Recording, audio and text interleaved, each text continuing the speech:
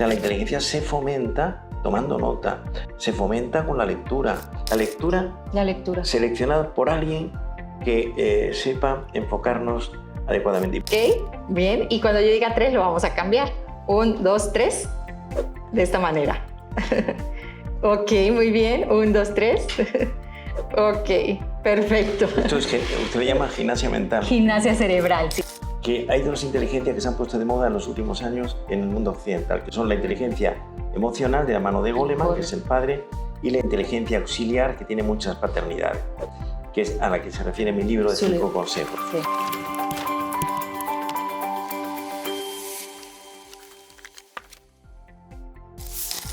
Entonces, doctor Rojas, para mí es un verdadero honor tener esta oportunidad. Muchísimas gracias. Creo que pocas personas en la vida van a llegar a tener esta oportunidad con una persona de tanto conocimiento como usted. Me he leído la gran mayoría de sus libros, soy fan número 1 suyo y de esa hija tan maravillosa que también ahorita platicábamos sobre ella. Y bueno, antes de comenzar la entrevista, si me permite, le quiero participar de un pequeño ejercicio que yo hago, porque yo trabajo algo que se llama gimnasia cerebral, que inclusive usted lo menciona en su libro, 5 consejos para potenciar su inteligencia. Porque la gimnasia cerebral lo que hace es precisamente trabajar esa inteligencia, esa atención, esa memoria. Entonces me gustaría, si me permite, hacer un ejercicio de gimnasia cerebral y con eso yo dejo el nerviosismo, ¿le parece? Vamos con ello. Bueno, mire, es así, es muy sencillo. Con una manita hacer un ok, con la otra hacer una pistolita, ok, bien. Y cuando yo diga 3 lo vamos a cambiar. 1, 2, 3, de esta manera. Ok, muy bien. 1, 2, 3. Ok. Perfecto. Esto es que usted le llama gimnasia mental. Gimnasia cerebral, sí. Yo le llamo a esto gimnasia cerebral y pues potencia todo aquello que es atención y memoria que usted tanto nos enseña y nos comparte. Yo ya que habla usted de este tema de la potencia cerebral,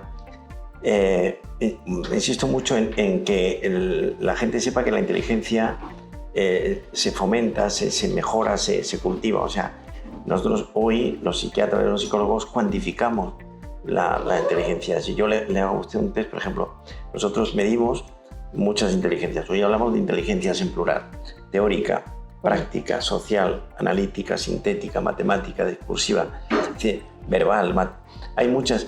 Pero lo que es interesante es saber que hay dos inteligencias que se han puesto de moda en los últimos años en el mundo occidental, que son la inteligencia emocional de la mano de Goleman, que es el padre, y la inteligencia auxiliar, que tiene muchas paternidades, que es a la que se refiere mi libro de 5 consejos. Sí. La primera, la inteligencia emocional. La inteligencia emocional es la capacidad para mezclar con arte y oficio los instrumentos de la razón y las herramientas sentimentales, formando un todo. Y que tiene una puerta de entrada clave, que es acertar en la elección afectiva. Ok. Y que luego tiene la capacidad para trabajar el amor elegido. Y hay un antecedente muy interesante, que es lo que yo llamo las leyes del amor. Del amor de la pareja. La primera ley del amor es: para estar bien con alguien hace falta estar primero bien con uno mismo. Segunda ley: uno ama como ha sido amado.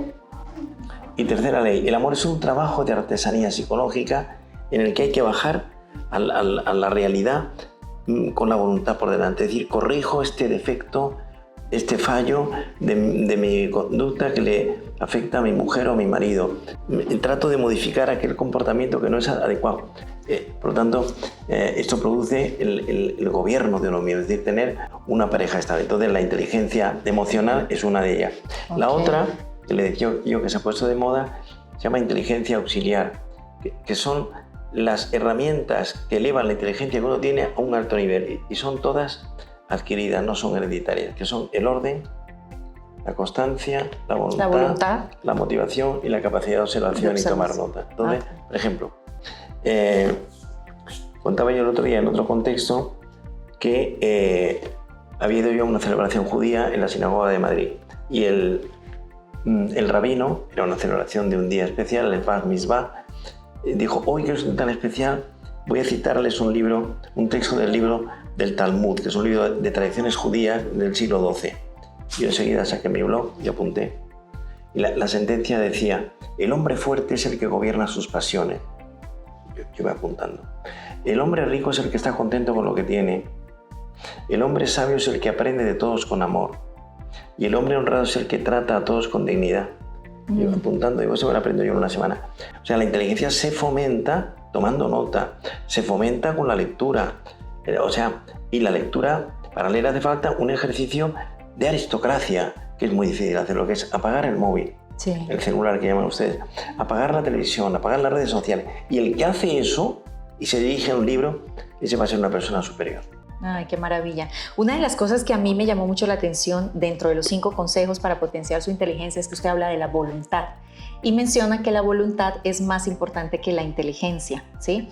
Esta voluntad, ¿cómo se trabaja? Me gustaría que nos diera algún consejo de cómo se trabaja día a día, porque bueno, hoy en día con este mundo con tantas distracciones y cómo llegar a la conclusión que la voluntad es más importante que la inteligencia, porque de todas maneras estamos frente a un mundo donde todavía se le da demasiada importancia al coeficiente intelectual. Las mamás que nos escuchan muchas veces van al colegio de los hijos y ven mucho la nota, la calificación, como para saber esta parte del coeficiente intelectual de su hijo. Y aquí usted lo menciona de una manera muy ligera de entender también. Esa es una de las cosas que me encanta de su escritura, doctor, de que cualquier persona, independientemente del coeficiente intelectual o de la inteligencia, puede llegar a interpretar esto, a entenderlo, y si aprende las herramientas y las aplica en la vida, pues yo sé que va a cambiar la forma de ser, de La ver. mejor manera de potenciar la voluntad es con la motivación. Lo que hace una mujer por adelgazar, lo que hace un hombre por aprender un idioma, lo que hace uno por llegar a una carrera, lo que hace un marido por recuperar a su mujer o viceversa. Entonces, son 2 piezas clave. La voluntad, la psicología americana da una definición de voluntad que me gusta mucho, que es capacity to postpone the reward. Es capacidad para aplazar la recompensa. Cuando tienes voluntad para alcanzar un objetivo, no lo quieres alcanzar la semana que viene. Eso que dicen en muchas librerías, por ejemplo en México, en España, ¿cómo aprender inglés en una semana? ¿No? El inglés no aprendes en una semana, aprendes a decir buenos días, ¿qué tal estás? Y 4 frases más. Entonces, no esperar recompensas inmediatas. Entonces, qué importante es eso en el planteamiento. Y eso, educar a nuestros hijos. Entonces, la voluntad, ¿qué significa? La costumbre de vencerme en lo pequeño. Y lo pequeño es el orden de mi habitación, el orden en mi cabeza, aprovechamiento del tiempo, pensar más en los demás que en mí mismo. Entonces, por eso, la educación, los padres, tenemos una tarea tremenda de importancia. O sea, un buen padre vale más que 100 maestros. Y una buena madre es como una universidad doméstica. Los padres no podemos pretender que nuestros hijos practiquen cosas que nosotros no hacemos. Y educar es raíces y alas. Es decir, profundidad y superficie, disciplina y amor, ternura y cierta dureza. ¿Por qué? Yo no creo en una educación blanda, esto de darle al hijo todo, que no le falte de nada. El hijo no sale preparado. Yo lo he visto en mis hijas, yo tengo 4 hijas. Mi hija María estuvo haciendo solidaridad en Camboya cuando tenía 20 y tantos años, ya era médico, con niñas de la prostitución. De 12 a 14 años. Mi hija Isabel, psicóloga, estuvo en Senegal, que es un protectorado francés de África, con las niñas de la calle durante meses. Entonces, ¿qué significa eso? Bajar a ver la realidad, ¿no? Entonces, educar es convertir a alguien en persona.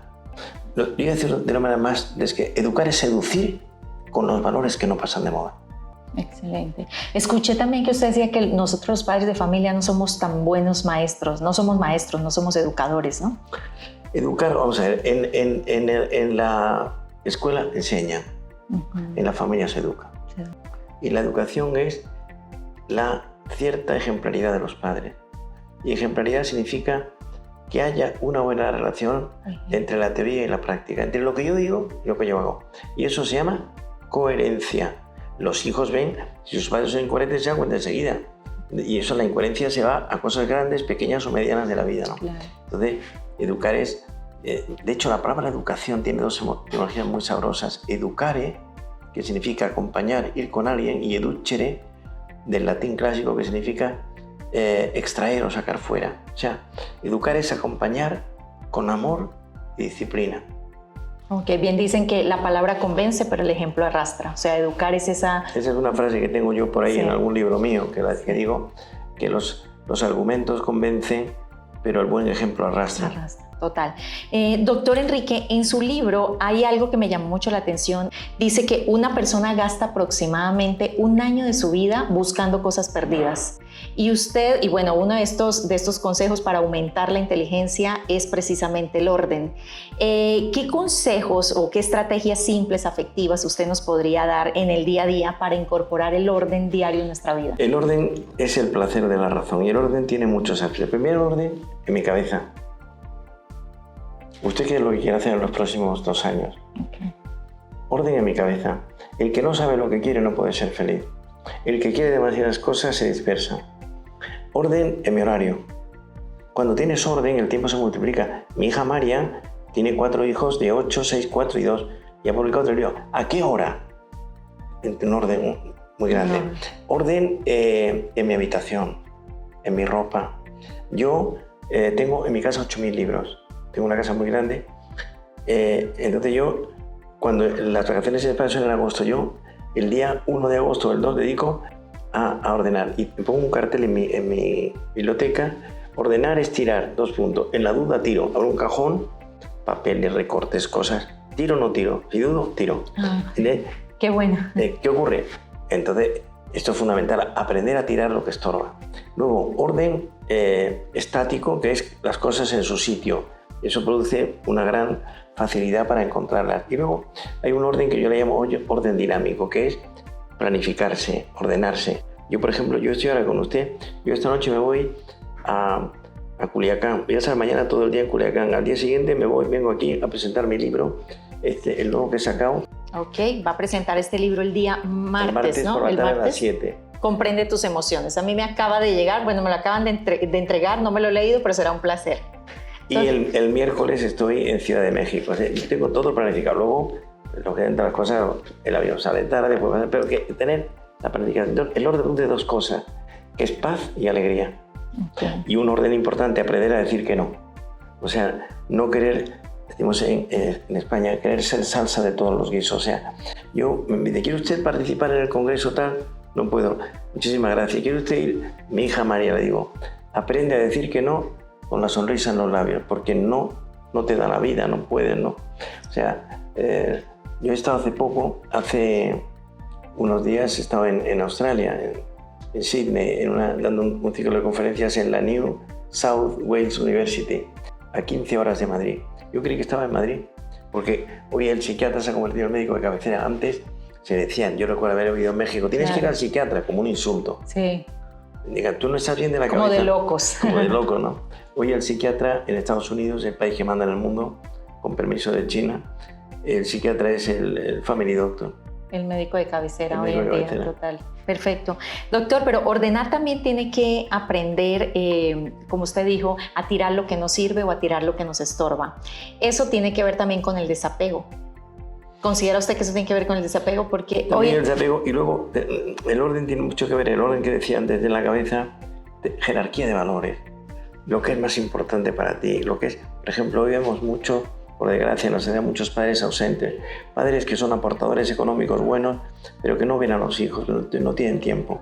Entonces, son padres, el concepto es padre ausente, es decir, padre que tiene una presencia económica, pero que no se sienta con sus hijos a hablar. De hecho, o sea, yo aprendo mucho de mis alumnos y de mis hijas. Por ejemplo, voy a contarles una anécdota para que vea usted cómo estoy viendo un paciente que es un chico joven de 22 años que viene a la consulta porque tiene ansiedad y tiene insomnio, ¿no?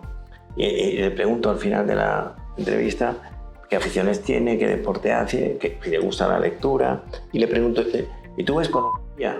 Estaba con mi hija Isabel, sí. Y se va el paciente y me dice mi hija Isabel, digo que en las familias que se modelan bien, las hijas hacen de padre. Y me dice mi hija, papá, esta pregunta está muy mal hecha. ¿Cómo le preguntas a un chico de 22 años si ve p***?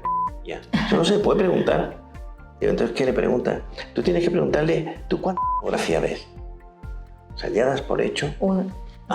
Pasan unas semanas, viene otro chico con otro tema distinto y le pregunto lo mismo, pues qué deporte haces, y le pregunto, ¿y tú cuánta pornografía ves? Y me dice el chico, yo lo normal. ¿Y qué es lo normal? Dice, pues todos los días un rato y el fin de semana un par de horas. La pornografía cambia la concepción que tiene un hombre de la mujer. Y entonces la mujer se convierte, como dicen los americanos, to use and to throw away. Un objeto de usar y tirar. Esto degrada a la persona. Entonces, es emocionante cuando veo un chico joven de 20, 22 años, 24 años, que no ve que lucha por no verla, digo, este llegará lejos. El esfuerzo por no... es decir, la reducción de la persona a cosa. No sé si me explico. Sí. Y entonces es emocionante cuando yo veo a una persona joven que no lo hace. Sí. Muy bien, doctor. Doctor, bueno, su hija habla mucho también del tema de la... y en su último libro maravilloso. ¿Qué se siente tener estas hijas tan maravillosas? ¿Qué se siente como padre? Bueno, lo mejor que yo tengo es mi mujer. Llevo 41 años casado con mi mujer Isabel, una fuera de serie. Su padre fue ministro de Economía en la transición de Franco a la democracia. Y mi mujer vale mucho más que su padre. Ella no ha sido ministro, ni falta que lo hace. Ella es notario de Madrid. Mi mujer es una fuera de serie. Y luego, pues, hemos tenido los dos mucha suerte porque tenemos criterios parecidos en la educación. Y entonces y hemos tenido mucha suerte.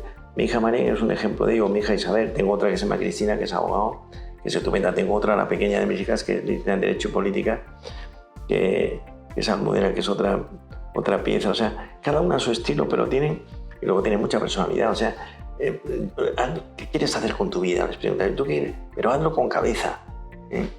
Entonces, bueno, pues uno nota que pues, digamos que hemos tenido suerte también en el enfoque, ¿no? Muy bien, doctor. Doctor, bueno, usted habla mucho de la lectura. ¿Algún libro que le haya marcado su vida dentro de, en especial, o que lo... Serían tantos. Desde el punto de vista general me quedo con El Quijote. El Quijote se escribe en 1705, en la primera edición, Cervantes, la segunda en 1615, Cervantes muere en 1616, el mismo año que Shakespeare.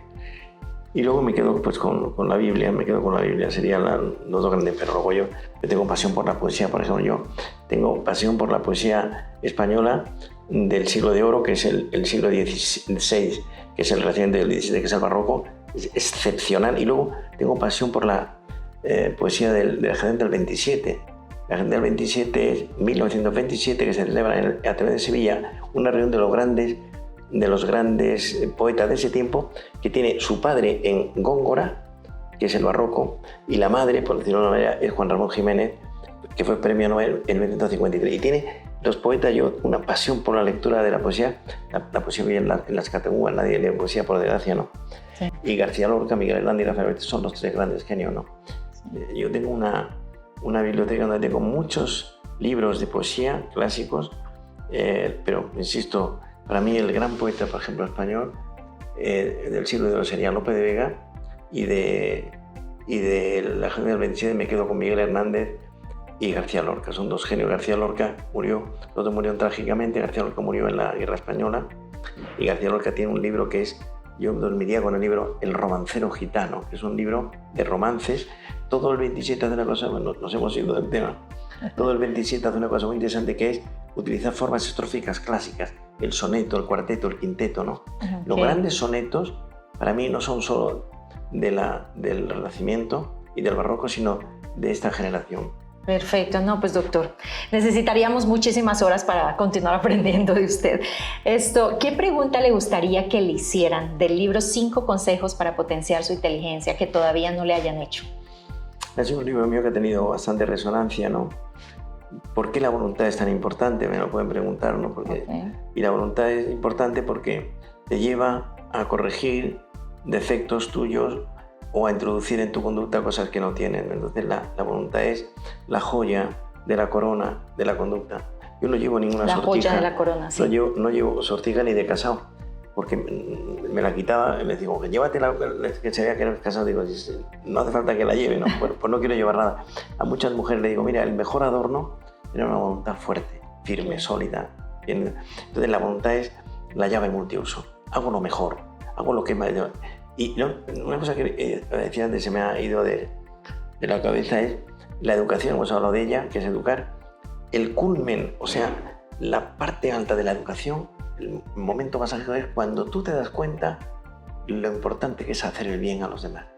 Sería, la educación culmina en un cenit, que es hacer el bien a los demás sin que te lo agradezcan. Sería la cúspide. Lo más alto. Es el humanismo que tiene... yo vengo de Madrid. Europa tiene 3 raíces. que son muy importantes. Europa nace en 3 colinas. Europa nace, la primera colina donde nace es en la Acrópolis griega, en Atenas, y ahí nace la filosofía. Pitágoras, Sócrates, Platón, Aristóteles. La segunda colina donde nace Europa es en el Capitolio, en Roma, y ahí nace el derecho. Y la tercera colina es en Jerusalén, en el Gólgota, y ahí nace el cristianismo. Europa es griega, romana y cristiana. Ok, qué interesante, muy bien.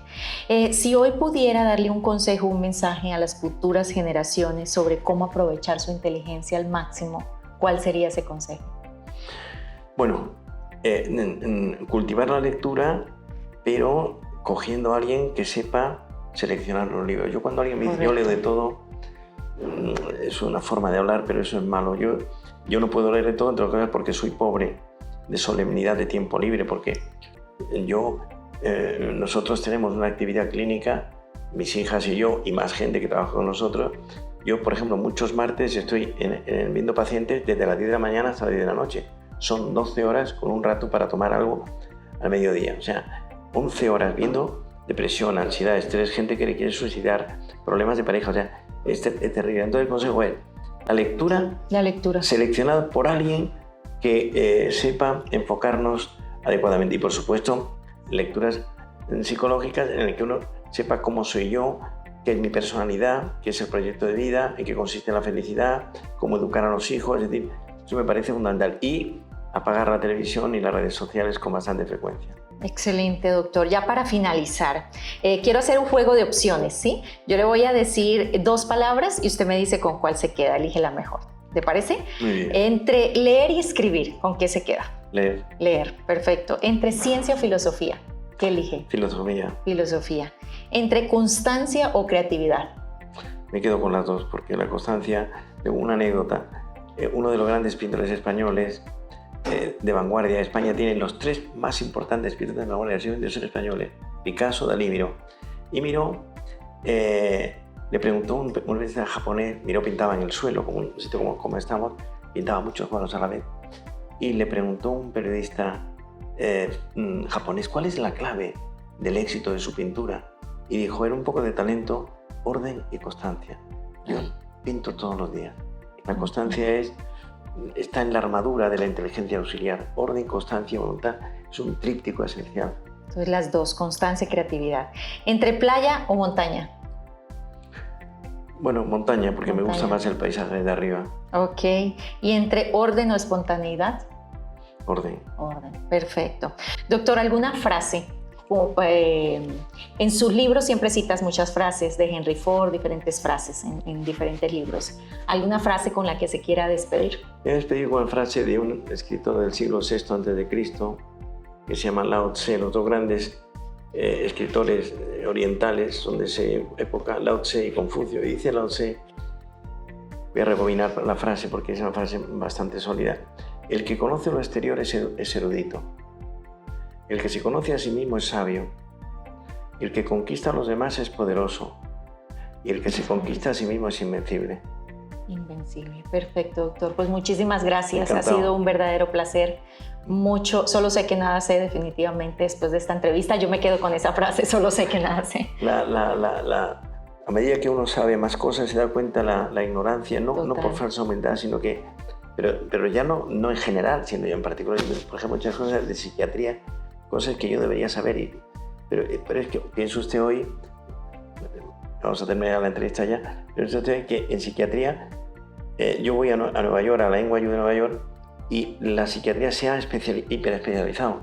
Una persona dedicada solo a anorexia, bulimia, obsesión por no engordar. Otro psiquiatra dedicado solo a sleeping disorder, trastorno del sueño. Otro dedicado a depresiones infantiles. Otro dedicado a terapia de pareja. Otro dedicado a obsesiones estéticas, que son muy importantes. Claro. Dice, ¿a qué te dedicas? Yo cuando me preguntan, digo, yo soy un psiquiatra general, porque me dedico a todo. A veces me contan una anécdota y con esto terminamos, una anécdota muy divertida. Al psiquiatra hay que mirar a qué psiquiatra va uno. No al primer psiquiatra que aparece. Claro. Y a la anécdota es la siguiente: estoy dando clase en la Universidad de Nueva York, empiezo a dar clase allí, y el jefe del hospital, que es el hospital donde yo voy, se llama el Bellevue, que está en la calle 27, esquina de la Primera Avenida, en Manhattan, en la zona pobre o menos rica, Y uno de los primeros días que estaba allí me pregunta, Enrique Rojas, doctor, ¿cuál es tu especialidad dentro de la psiquiatría? Y yo, claro, digo, ¿qué le digo yo a este hombre? Y digo, pues me dijo sobre todas las depresiones.